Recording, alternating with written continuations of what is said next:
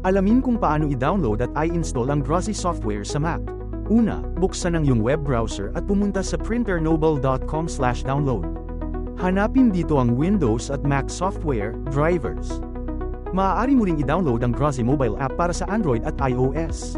Ngayon, i-download na natin ang Grozy software para sa Mac OS. I-download ang DMG file. Maaaring may zip na bersyon bilang alternatibo. Kapag natapos na ang download, buksan ang iyong Downloads folder at i-double-click ang na-download na DMG file. Kapag lumabas na ang installation window, i-drag ang Grozy app papunta sa Applications folder. Hintayin na matapos ang pagkopya ng app. Iyon lang, naka-install na ngayon ang Grozy software.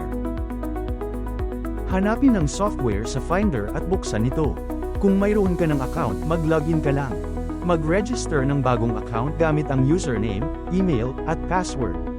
Ngayon, i-connecta ang iyong printer sa pamamagitan ng USB, Bluetooth o Wi-Fi at tamasahin ng maayos na pag-print para sa mga label, waybill, dokumento, at iba pa gamit ang Grozy software.